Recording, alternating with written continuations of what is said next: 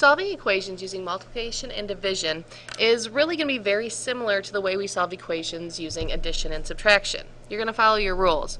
What are you solving for? What do you have to get rid of? How do you get rid of it? Except when we say, how do we get rid of it, we're going to use multiplication and division to solve our inverse operations. So let's look at this first example here. We have negative 3x equals 2. Negative 3 times x equals 2.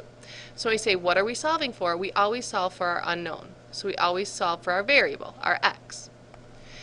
For solving for x, what do we have to get rid of? Well, we're going to get rid of the number, the coefficient of x, which is negative 3. And since it's negative 3 times x, we're going to use inverse operations.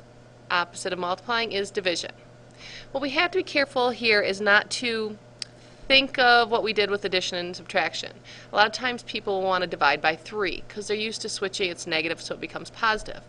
What happens here though is if you divide a negative 3 by 3, you get a negative 1. And we're not interested in having a negative 1x, we want a 1x. So instead of dividing by a positive 3, we divide by a negative 3. Whatever you do to one side of the equal sign, you do to the other. And it's important, ladies and gentlemen, that we do the same thing to both sides.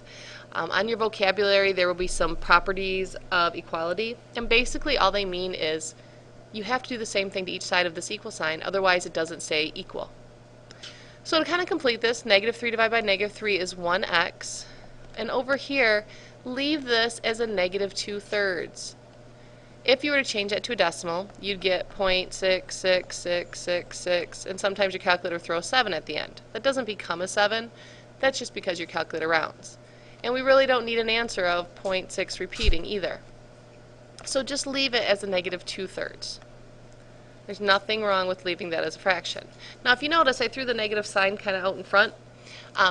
As long as there's one negative sign, it really doesn't matter. Normally we kind of move it out front and maybe to the top. We don't usually leave it at the bottom. But as long as there's one negative sign out somewhere up here, it doesn't matter where it is. Okay. Let's look at this example. X divided by 9 equals a negative 25. Again, what are you solving for? We're solving for our variable, our unknown x. What do you have to get rid of? Well, we have to get rid of the number on the same side of the equal sign with x, which is 9. How do you get rid of it? Well, x, since it's x divided by 9, we're going to do the opposite. We're going to multiply by 9. Here's what I don't want to see. You don't go times 9 down here. And that's what I see a lot. If I look at this problem, I think this is x over 81. Because 9 times 9 is 81.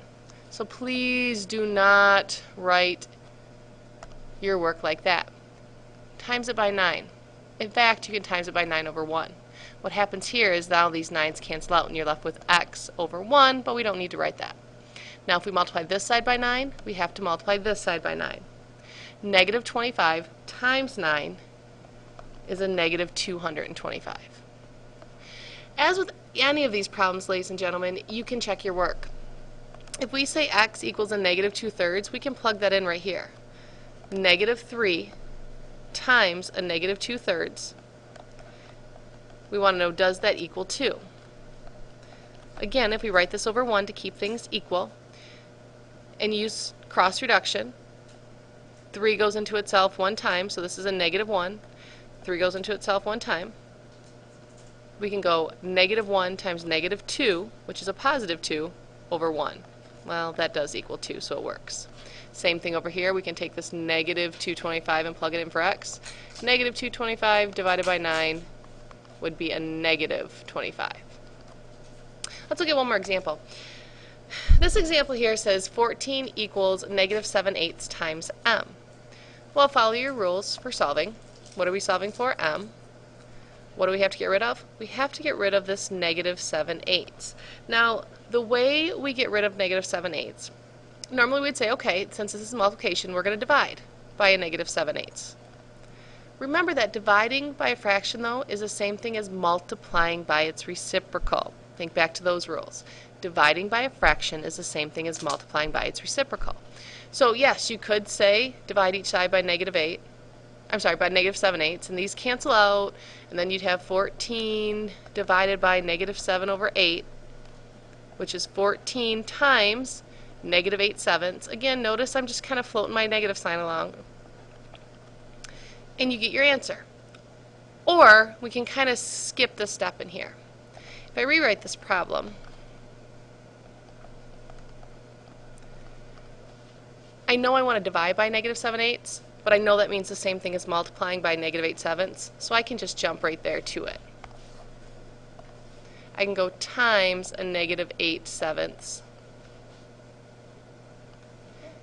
Let me rewrite that.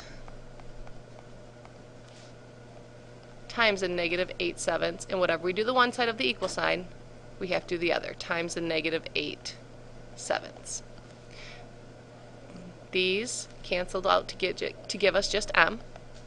And if we write the 14/1, again, you can use cross reduce here. Nothing with -8 and 1, but 7 goes into itself one time, 7 goes into 14 two times. We're left with -8 times 2, which is a -16/1. If you want to see if you're right, plug it back in here for m. If you have a -7/8 times -16, cross reduce, 8 goes into itself one time, 8 goes into a -16 a -2 times, -7 times -2 equals 14, so this works. So when we're solving equation, ladies and gentlemen, we do things the same way. We always solve for the variable, we get rid of the number on the same side of the equal sign as the variable, and we use inverse operations to solve. When we deal with fractions, remember when we divide, we actually multiply by the reciprocal.